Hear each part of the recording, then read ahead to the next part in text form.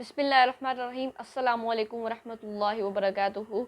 I hope all of you will be safe and sound by the grace of Allah Almighty. I am also good, Alhamdulillah. Today, welcome back. Today हमारा topic है, guess करें क्या topic है हमारा? जी, हमारा topic है जब कुरान अरब पे नाजिल हुआ. Before starting the video I will like to tell you कि किस पाकिस्तानी स्कॉलर की वीडियो पे रिएक्ट करेंगे. वो हैं इंजीनियर मोहम्मद अली मिर्ज़ा, और मैं भी उनकी खुद वीडियोस देखता हूँ. मैं उनका बहुत बड़ा फ़ैन हूँ और आप भी उनकी वीडियोस देखें, आप भी उनकी वीडियो से फ़ायदा हासिल करें. तो चलें आज की वीडियो शुरू करते हैं.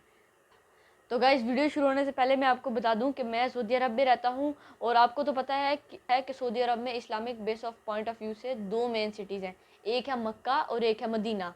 अच्छा, मक्का में मैं अक्सर अपनी फैमिली के साथ उम्रा और तवाफ़ करने जाता हूं और मदीना में मैं ज़ियारत करने हुज़ूर सल्लल्लाहु अलैहि वसल्लम की कब्र मुबारक पे ज़ियारत करने जाता हूं. अब मेरा मकसद ये आपको दो शहरों के बारे में इसलिए डिटेल से बताना था ताकि मैं आपको बता सकूं कि कुछ कुरान पाक की कुछ सूरतें मक्की थी और कुछ सूरतें मदनी थी. मतलब कुछ सूरतें वो मक्का में नाजिल हुई थी और कुछ सूरतें वो मदनी मतलब मदीना में नाजिल हुई थी. सो गाइस, कुरान पाक एक मौजज़ा है जो नबी करीम सल्लल्लाहु अलैहि वसल्लम पर नाजिल हुआ है, और कुरान पाक हम सारी मुसलमान उम्मत के लिए एक बहुत बड़ी हदायत है. और कुरान पाक हमें सारी ज़िंदगी के लिए कुरान पाक एक ऐसी किताब है जो हमें हमारी सारी ज़िंदगी की प्रॉब्लम्स की सल्यूशन भी देता है.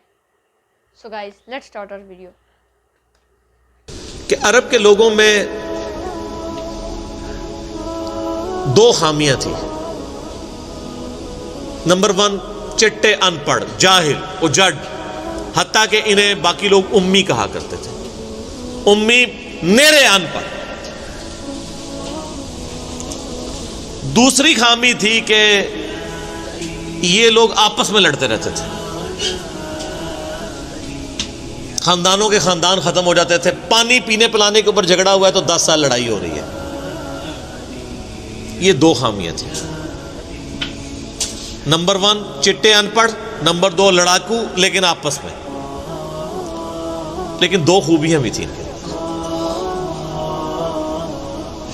एक खूबी ये थी कि ये टफ माहौल के आदी थे. रेगिस्तान के रहने वाले, गर्मियों में यानी इतने मुश्किल सफ़र करने वाले, ऊंट के ऊपर महीनों के सफ़र, थोड़ा सा साजो सामान के साथ. और दूसरी खूबी ये थी कि ये जब किसी को जुबान दे देते थे ना, फिर गर्दन ही कटती थी, पीछे नहीं हटते थे. चाहे किसी दुश्मन को भी जुबान दी है. अल्लाह ने उनकी ये दो खूबियां यूटिलाइज कर ली कि जुबान दी अल्लाह के नबी इस्लाम को उन्होंने, जिसने दी, फिर गर्दन ही कटी है. और दूसरी खूबी के वो टफ माहौल के आदी थे लेकिन लड़ते आपस में थे. अल्लाह ताला ने उनकी खामी कैसे पूरी की कि उनको एक लीडर ऐसा दे दिया जिसने सारे कबाइल को एक झंडे के नीचे जमा कर दिया, और जहालत के लिए दूर करने के लिए उनको उनकी जुबान में किताब दे दी. अब जिसने सूरह बकरा, सूरह निसा, सूरह मायदा हिफ्ज की हुई है, उसके सामने कोई क्रिश्चियन का पादरी, क्या यहूदियों का पादरी, वो बैठ सकता था? जितने उनके दलाइल थे उन्होंने वो जुबानी याद किए हुए थे. तो वो लोग जो अपने आप को समझते थे कि हम बड़े अल्लामा हैं और ये उम्मी हैं, उन उम्मियों ने उनको इल्म में भी उलट के रख दिया सिर्फ एक कुरान की वजह से. और अल्लाह ने लीडर दिया, सारे अरब कबाइल जमा हुए. वो अरबी जो आपस में लड़ते थे, उन्होंने कभी ये सोचा भी नहीं था कि अगर हम एक झंडे के नीचे जमा हो जाएं तो हम दुनिया की सुपर पावर्स को उलट सकते हैं, रोमन और पर्शियन एम्पायर को. और देखें सर फिर कैसे उल्टा है उन्होंने. विद इन 17 ईयर्स हर चीज उड़ा के रख दी है. सदियों की सल्तनतें, लाखों की रिजर्व्ड आर्मीज रोमन और पर्शियंस की पूरी दुनिया पे हुकूमतें कर रही हैं. जदीद असला है. और इधर ये बद्दू हैं जिनके पास ऊंट हैं, घोड़े हैं, तलवारें हैं. ना मंजनीक इन्होंने कभी देखी, ना इनके पास उस तरह के हाथी बड़े बड़े जो पर्शियंस के पास थे. बस चल पड़े, कलमा पड़ा और निकल खड़े हुए. फिर दुनिया ने देखा है कि हर चीज़ को उलट के रख दिया. انہی کے اسلحے ان سے چھین کے انہی کو الٹ دیا. وہ ساری کی ساری بجلی کس نے بھری تھی ان کے اندر؟ اس کتاب میں. یہ کتاب تھی. کتاب پڑھتے تھے، ایمان تازہ کرتے تھے. جہاد کا کیوں ذکر ہے اتنا قرآن کے اندر؟ کیونکہ اللہ نے ایک ایسی امت اٹھانی تھی جس نے تلوار کے زور پہ اکھاڑنا تھا رومن اور پرشین. ہم مانتے ہیں کہ اسلام تلوار کے زور پہ پھیلا ہے، لیکن یہ تصویر کا ایک رخ ہے. تصویر کا دوسرا رخ یہ ہے کہ جو بدماش صدیوں سے دنیا پہ حکمران تھے اور لوگوں کی رعایا کا استحصال کر رہے تھے، اپنی رعایا کا، ان پہ انہوں نے اتنے ٹیکسز لگائے ہوئے تھے.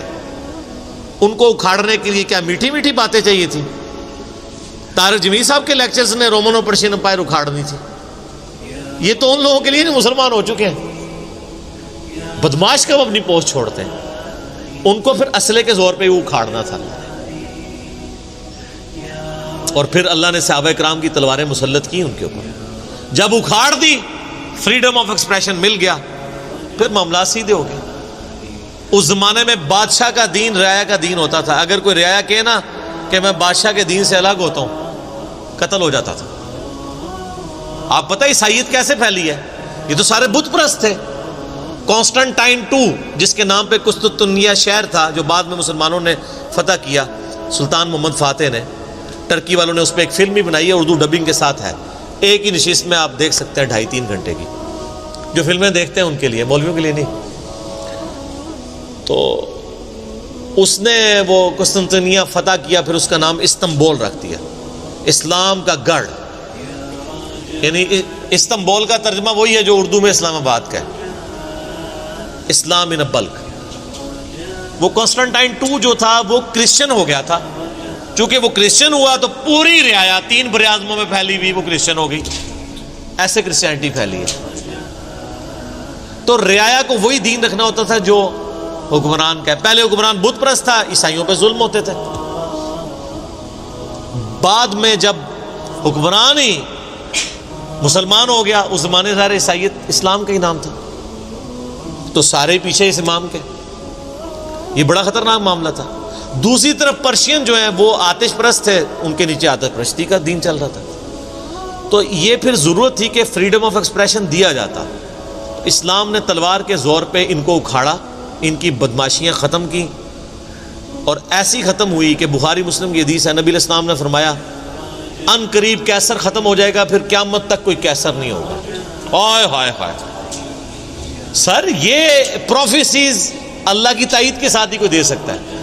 ان قریب کسرا ختم ہو جائے گا، قیامت تک کوئی کسرا نہیں ہوگا. دیکھ لیں 1500 سال ہو گئے، نہ رومن امپائر دوبارہ بنی، نہ پرشین امپائر دوبارہ بنی.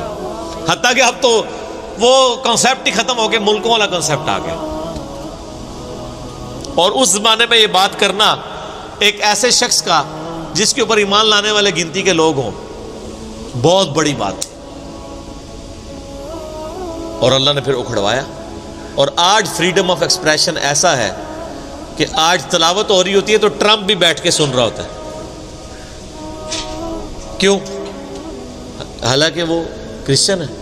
فریڈم آف ایکسپریشن آ گیا.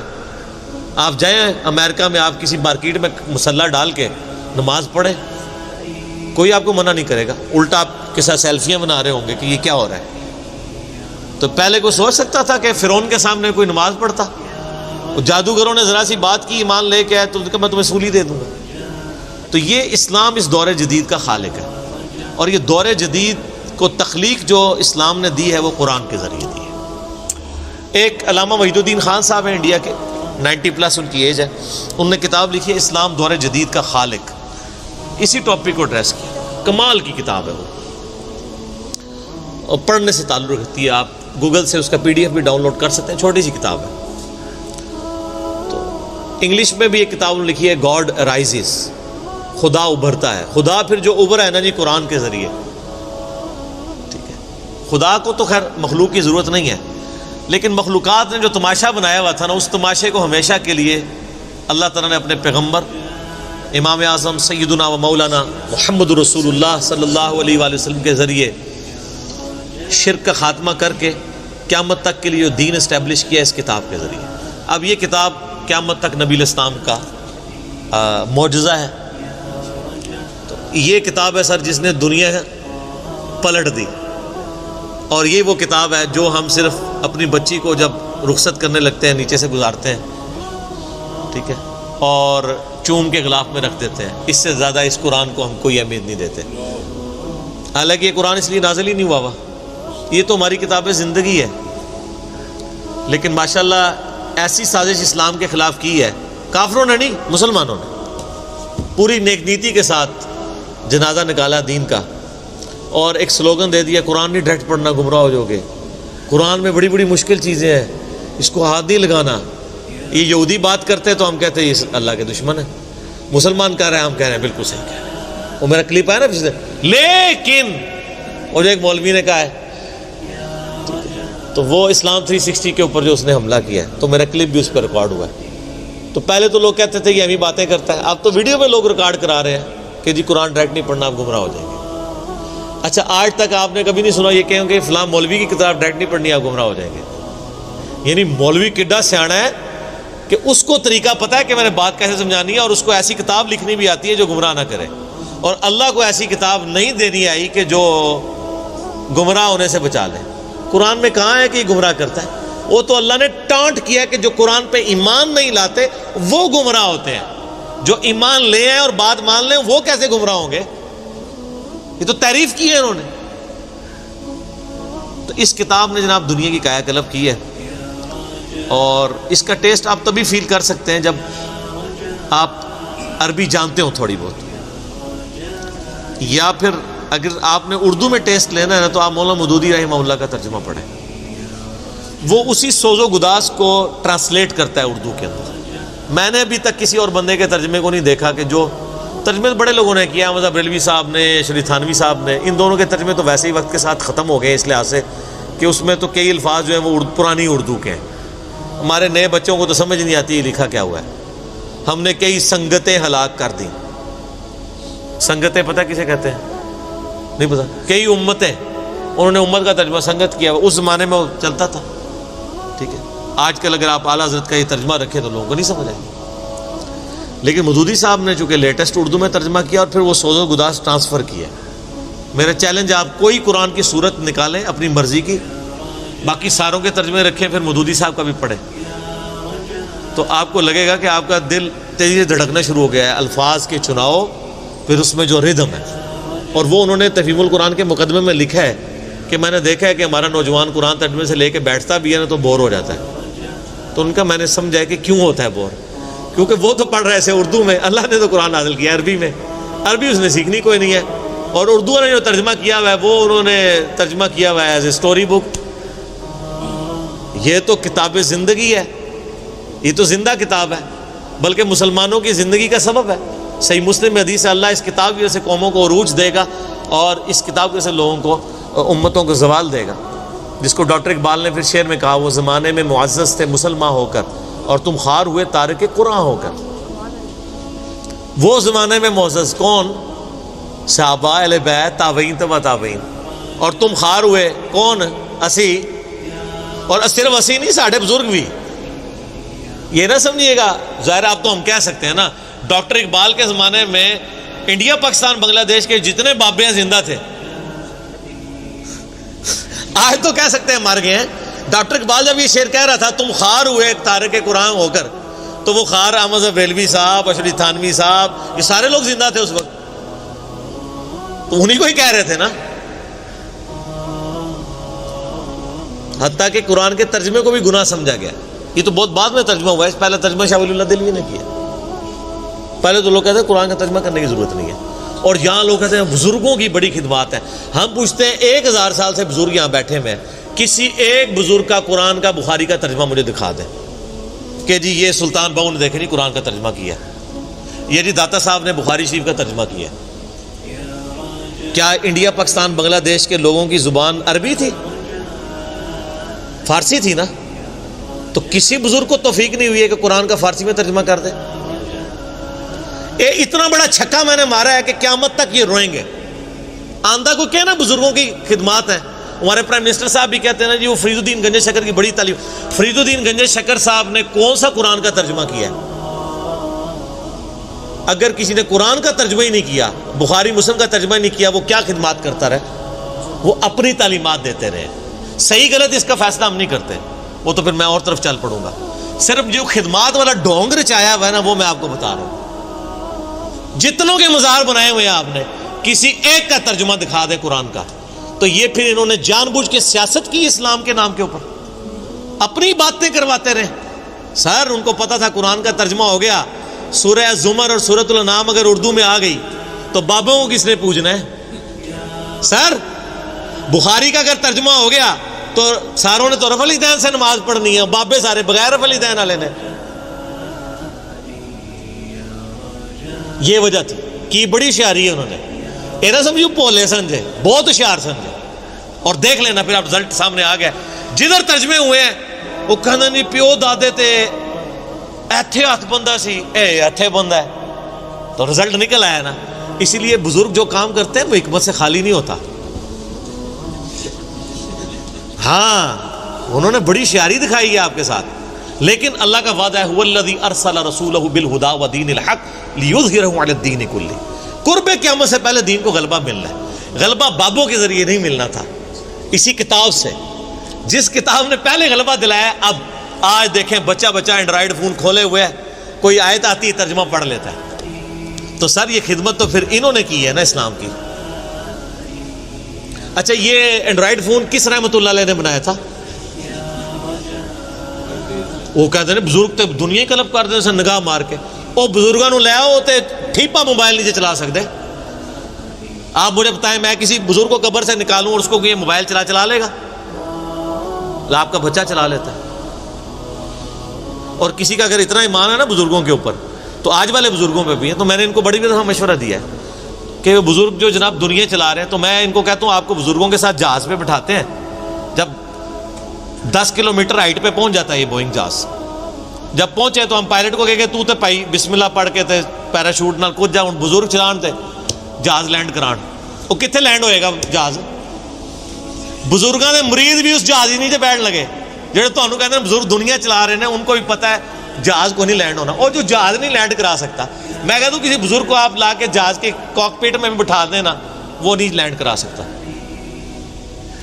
ہاں لینڈ کرائے گا اگلے جہاں جا کے، وہ بھی وہ نہیں کرائے گا، خود ہی ہوئے گا. سب کہانی ہے، کہانیوں کا دور ختم ہو چکا ہے. کیونکہ اب ایک نعرہ عام ہے، کون سا؟ کہ نہ میں وابی نہ میں بابی، میں ہوں مسلم علمی کتابی. تو یہ علمی کتابی جب ہم کہتے ہیں تو وہ علم کون سا علم ہوتا ہے؟ وہ کتاب کون سی کتاب ہوتی ہے؟ یہ اللہ کی کتاب جس میں ہم بات کر رہے ہیں. تو گائز آپ کو ویڈیو کیسی لگی؟ مجھے تو پرسنلی بہت اچھی لگی ویڈیو. اس میں سے تو مجھے بہت انفارمیشن ملی کہ قرآن اللہ کی ایک واحد کتاب ہے. اور اگر آپ کو کوئی بندہ کہ قرآن سیدھا پڑھنے سے آپ گمراہ ہو جاؤ گے تو یہ بالکل غلط ہے. آپ قرآن پڑھیں لیکن آپ ٹرانسلیشن کے ساتھ پڑھیں کہ آپ کو پتہ چلے اندر کیا اللہ تعالیٰ نے لکھا ہے اور کیوں لکھا ہے. اور اگر آپ کو کوئی بزرگ یا کوئی انسان کہ آپ اگر سیدھا قرآن پڑھنے سے آپ گمراہ ہو جاؤ گے تو یہ بالکل غلط ہے. قرآن اللہ تعالیٰ کی کتاب ہے اور اللہ تعالیٰ نے ساری مسلمان امت کو کہا ہے کہ آپ قرآن پڑھ سکتے ہو. اور یہ کسی مولوی کسی ایک بزرگ یا کسی علماء کے لیے نہیں ہے، یہ ساری مسلمان امت کے لیے ہے. So guys like share comment کیجئے، زیادہ سے زیادہ لائک کیجئے، شیئر کیجئے، کمنٹ کیجئے. مجھے بتائیں آپ کو ویڈیو کیسی لگی. تو اگر آپ کو ویڈیو اچھی لگی اس کو شیئر کریں اپنی فیملی کے ساتھ. اور میں آپ لوگوں کے لیے دیکھیں کتنی محنت کر کے 10-15 منٹ کی اچھی سی ویڈیو بنا رہا ہوں. اگر آپ کو مجھے حوصلہ افزائی دینی ہے تو پلیز لائک کریں، شیئر کریں، کمنٹ کریں. اور میں اللہ تعالیٰ ہم سارے مسلمان امت کو قرآن پڑھنے کی توفیق عطا فرمائے. اللہ تعالیٰ آپ کو صحت و تندرستی کے ساتھ سلامت رکھے. See you in my next video. Till take then and اللہ حافظ.